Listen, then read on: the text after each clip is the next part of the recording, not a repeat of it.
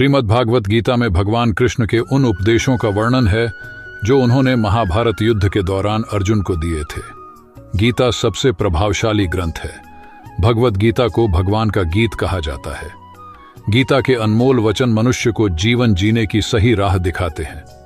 गीता जीवन में धर्म, कर्म और प्रेम का पाठ पढ़ाती है।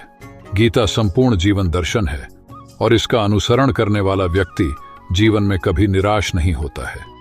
गीता में श्री कृष्ण ने कहा है कि मन का परिवर्तन करने से ही दुखों का अंत होता है। गीता में श्री कृष्ण कहते हैं कि अपनी पीड़ा के लिए संसार को दोष मत दो, अपने मन को समझाओ, क्योंकि तुम्हारे मन का परिवर्तन ही तुम्हारे दुखों का अंत है। गीता में लिखा है कि क्रोध तब पुण्य बन जाता है जब वह धर्म और मर्यादा के लिए किया जाए, और सहनशीलता तब पाप बन जाती है जब वह धर्म और मर्यादा को बचा ना पाए। गीता में लिखा है कि केवल डरपोक और कमजोर लोग ही चीजों को भाग्य पर छोड़ते हैं, लेकिन जो मजबूत और खुद पर भरोसा करने वाले होते हैं वे कभी भी नियति या भाग्य पर निर्भर नहीं रहते। श्री कृष्ण का कहना है कि परेशानी में अगर कोई तुमसे सलाह मांगता है तो उसे सलाह के साथ अपना साथ भी देना, क्योंकि सलाह गलत हो सकती है, साथ नहीं। श्री कृष्ण कहते हैं शरीर नश्वर है पर आत्मा अमर है। यह तथ्य जानने पर भी व्यक्ति अपने इस नश्वर शरीर पर घमंड करता है, जो कि बेकार है। शरीर पर घमंड करने की बजाय मनुष्य को सत्य स्वीकार करना चाहिए। श्री कृष्ण कहते हैं कि तुम अपने आप को भगवान को अर्पित कर दो, यही सबसे उत्तम सहारा है। जो इसके सहारे को जानता है वह भय, चिंता, शोक से सर्वदा मुक्त है।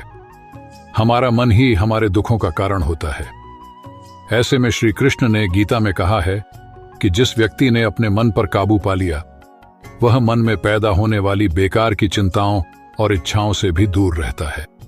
साथ ही व्यक्ति को अपने लक्ष्य को भी आसानी से प्राप्त कर लेता है। क्रोध से भ्रम पैदा होता है, भ्रम से बुद्धि व्यग्र होती है, और जब बुद्धि व्यग्र होती है तब तर्क नष्ट हो जाता है। जब तर्क नष्ट होता है तब व्यक्ति का पतन हो जाता है। जो व्यवहार आपको दूसरों से अपने लिए पसंद ना हो, ऐसा व्यवहार दूसरों के साथ नहीं करना चाहिए। हे पार्थ, तुम फल की चिंता मत करो, अपना कर्म करते रहो। जो होने वाला है वो होकर ही रहता है, और जो नहीं होने वाला वह कभी नहीं होता। व्यक्ति को अपनी इंद्रियों को वश में रखने के लिए बुद्धि और मन को नियंत्रित रखना चाहिए।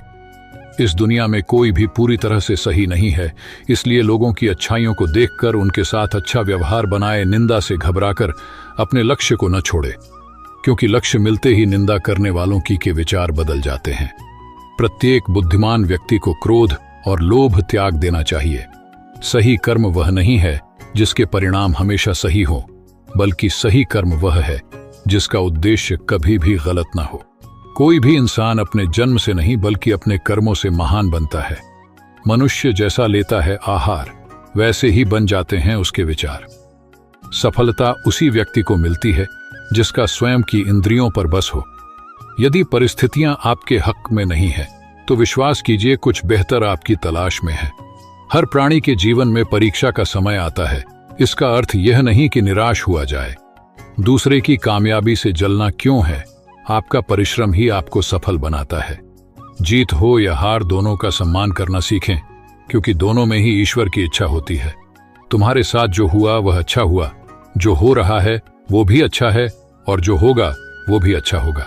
गीता के अनुसार जिंदगी में हम कितने सही हैं और कितने गलत हैं यह केवल दो लोग जानते हैं, एक परमात्मा और दूसरी हमारी अंतरात्मा। जीवन का आनंद ना तो भूतकाल में है और ना भविष्यकाल में, बल्कि जीवन तो बस वर्तमान को जीने में है। जब तक शरीर है तब तक कमजोरियां तो रहेगी ही, इसलिए कमजोरियों की चिंता छोड़ो और जो सही कर्म है उस पर अपना ध्यान लगाओ। अर्जुन, तुम भला क्यों रोते हो? तुमने जो खोया क्या वह तुमने पैदा किया था? आज जो तुम्हारा है वह कल किसी और का होगा, क्योंकि परिवर्तन ही संसार का नियम है। किसी का अच्छा ना कर सको तो बुरा भी मत करना, क्योंकि दुनिया कमजोर है लेकिन दुनिया बनाने वाला नहीं।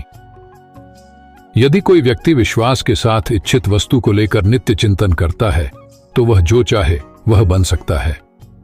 सच्चा धर्म यह है कि जिन बातों को इंसान अपने लिए अच्छा नहीं समझता उन्हें दूसरों के लिए भी प्रयोग न करें। कोई भी व्यक्ति अपने विश्वास से बनता है। वह जैसा विश्वास करता है उसी अनुरूप बन जाता है। मन अशांत है और उसे नियंत्रित करना कठिन है, लेकिन अभ्यास से इसे वश में किया जा सकता है। मेरे लिए समस्त प्राणी समान हैं, ना तो कोई मुझे अत्यधिक प्रिय है और ना ही कम, लेकिन जो मेरी भक्ति पूरे मन से करते हैं, मैं सदैव आवश्यकता पड़ने पर उनके काम आता हूं। मन की शांति से बढ़कर इस संसार में कोई भी संपत्ति नहीं है। जो मनुष्य फल की इच्छा का त्याग करके केवल कर्म पर ध्यान देता है, वह अवश्य ही जीवन में सफल होता है। कोई भी इंसान जन्म से नहीं, बल्कि अपने कर्मों से महान बनता है।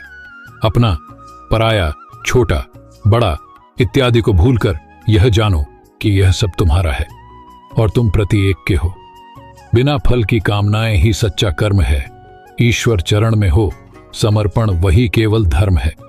जो व्यक्ति क्रोध करता है, उसके मन में भ्रम पैदा होता है, जिससे उसका बौद्धिक तर्क नष्ट हो जाता है और तभी व्यक्ति का धीरे धीरे पतन